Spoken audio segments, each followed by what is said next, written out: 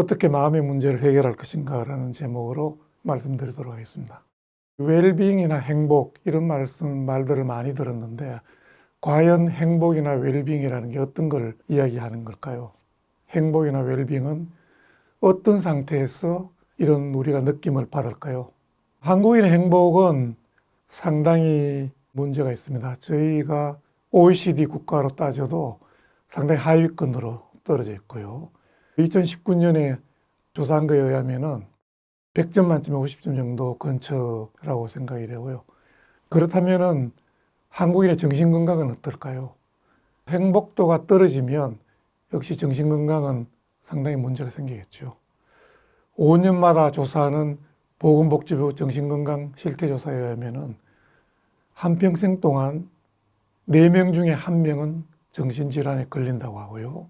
1년 유병률이 11.9%이기 때문에 성인 8명 중에 1명은 최근 1년 동안에 한 번 이상은 정신질환을 경험하는 것으로 되어 있습니다. 자살률을 보면은 역시 우리나라가 OECD 국가 중에 1위를 달리고 있죠. 10만 명당 약 25명 정도 사망률이고요. 하루 평균 38명이 자살을 하는 걸로 되어 있습니다. 특히 10대, 20대, 30대는 사망률 1위가 자살입니다. 그만큼 우리나라 정신건강은 문제가 많죠. 정신질환도 상당히 많아지고 행복도도 떨어지고 이런 상황에서 정신질환은 과거부터 어떻게 치료를 해왔는지 조금 살펴보도록 하겠습니다. 정신질환은 과거에는 이렇게 배를 태워가지고 바다로 내보내기도 했고요. 요양원 비슷한 시설에 가두기도 했고요. 우리나라 같은 경우는 귀신이 씌었다 이렇게 생각을 해서 구설하게 됐고요. 영어로는 트랭킬라이저 체어라고 해서 이런 식으로 해서 앉아서 묶어서 하면 못 움직이죠. 그러면 과격하게 행동하던 그 환자들이 어쩔 수 없이 그냥 조용해지는 이런 이제 강제적인 방법을 쓰게 됐고요. 말라리아 균을 넣어서 열을 나게 해서 정신병을 좋게 한다. 뭐 이런 방법을 쓰게 됐고요. 도구를 이용해서 두개골을 뚫어서 들어가서 뇌를 파괴하게 됐죠. 뇌과학이 발달하면서 지금 생각하면은 이런 방법들이 정말로 어처구니 없는 일이라고 생각이 되는데 그 당시로는 사실 뇌가 어떤 기능을 하는지 또 정신질환이 어떤지를 몰랐기 때문에 이런 방법을 사용을 했죠. 이런 맥락에서 지금은 또 프로이드가 나타났죠. 프로이드는 1856년에 체코에서 태어났고요. 비엔나 대학의 의대를 졸업을 했고 의사이자 심리학자, 신경생리학자였습니다. 프로이드는 20세기 사상가 중에 우리 사회에 영향을 끼친 최고의 사상가이자 정신의학자이며 프로이드의 심리학에 머물지 않고 역사라든지 소설, 예술 여러 방면에서 이런 심리학적인 패러다임이 이용이 되죠. 프로이드는 인간의 심리에 굉장히 관심이 많았어요. 자기 환자들 중에 신경증 환자, 특히 히스테리나 강박증, 공포증 환자들 이런 환자들 치료하면서 과연 그 사람들의 정신병리의 근저에는 어떤 것들이 있을까 이런 것을 찾는 노력을 열심히 했습니다. 그래서 이제 유명한 안나오 환자 케이스를 정리를 해서 발표를 하게 됐죠. 물론 이 프로이드가 발표를 한 건 아니고요.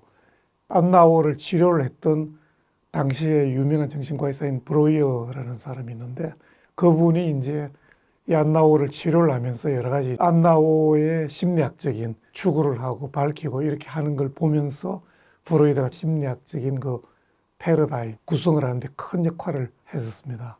안나오는 이제 21살의 아주 젊은 여성입니다. 오랫동안 그 아버지의 병 간호를 하면서 환각을 보기도 하고 또 환각 상태에 빠지기도 하고 팔다리가 마비되기도 하고 말을 못하기도 하고 여러 가지 신체적인 증상들이 나타나기 시작을 했습니다.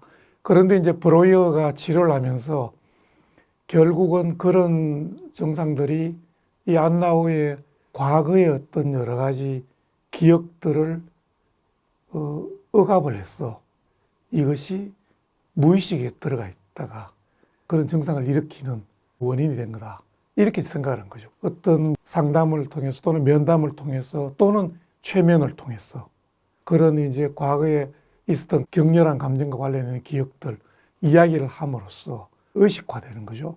그동안에 무의식으로 자의의식이 받아들이기 어려운 그런 감정들을 억눌렀던 거죠. 그 억눌렀던 게 여러 가지 신체적인 증상을 나타나는 거죠.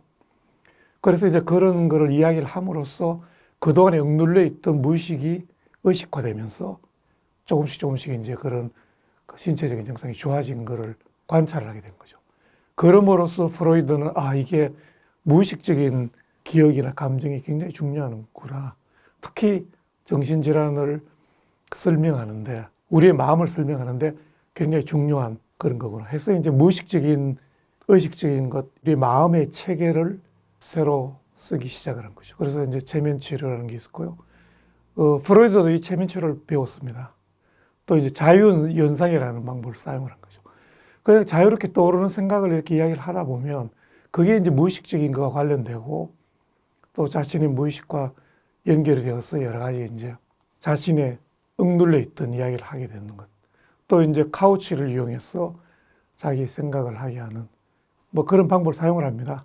물론 이제 이런 프로이드가 당시에 사용했던 방법들이 그 이후에 여러 가지 이제 비판을 받습니다. 프로이드가 주장한 게 이런 겁니다. 이 겉으로 보이는 의식적인 것, 우리가 의식하는 것은 아주 일부분이다. 바다에 떠 있는 그냥 얼음과 같다. 사실은 그 밑에 있는 무의식이 더 큰 거다. 이더라는 게 자신의 욕망, 자기가 하고 싶은 충동, 이런 거죠. 초자아는 우리의 양심, 그 다음에 뭐 도덕, 이런 겁니다. 그래서 이제 이드, 욕망, 하고 싶은 게 이렇게 올라오면 슈퍼에고, 초자아가 그러면 안 돼. 네가 이런 걸 하고 싶더라도 사실은 우리가 사회를 이루고 있고 대인관계에서 그렇게 네가 하고 싶은 거 마음대로 하면 안 되지. 이렇게 이제 도덕적인 거, 규칙이 있는 거 이런 걸 이야기를 합니다. 그럼으로써 이제 이드와 초자아가 서로 이제 타협을 해서 에고, 자아가 현실적인 행동을 하게 하고 그렇게 하는 거죠. 그래서 이제 자아가 또 현실과 다른 사람과의 관계를 맺고 일종의 프레임이죠. 상당히 좀 일리가 있는 주장이라고 생각을 합니다.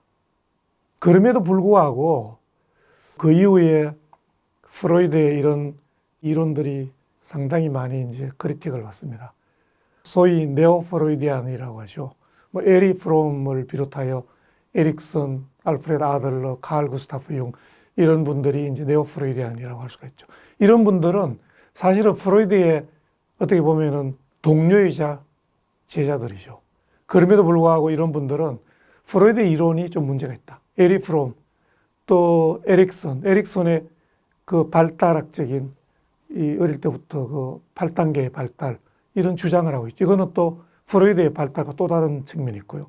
아들러라는 사람은 이거는 그냥 단순히 이런 뭐 어릴 때 그런 정신성적인 발달과 관계없이 어떤 열등감을 극복하기 위한 어떤 권력의 의지 이런 게 중요하다. 우리의 심리적인 것, 우리의 행동은. 그렇게 주장을 한 알프레드 아들러죠. 또 한 분은 칼 구스타프 융입니다. 이분은 사실은 프로이드가 이야기한 무의식을 좀 더 이제 확대를 시킨 거죠. 프로이드가 이야기한 무의식은 조금 어떻게 보면은 약간 이렇게 개인적인 무의식에 지나지 않습니다. 물론 이제 무의식이라는 게 어떤 것인가, 그건 아직도 잘 모르죠. 하지만 융이 이 무의식은 그냥 단순하게 개인적인 무의식에 머물러 있지 않고 이게 집단적인 무의식이 있고 또 그 밑에는 아니마 아니모스 또 아주 핵심적인 데 가면은 우리의 원형인 아키타입, 우리의 마음의 어떤 프레임을 만든 거죠. 프로이드가 이야기한 그런 조금 얕은 수준의 의식과 무의식의 어떤 개념을 융에 이르러서는 굉장히 깊이가 있는 무의식의 세계를 열었다고 볼 수가 있죠. 이런 여러 가지 이제 정신에 대한, 마음에 대한 어떤 이론적인 것을 이제 세팅을 한 여러 유명한 분들이죠.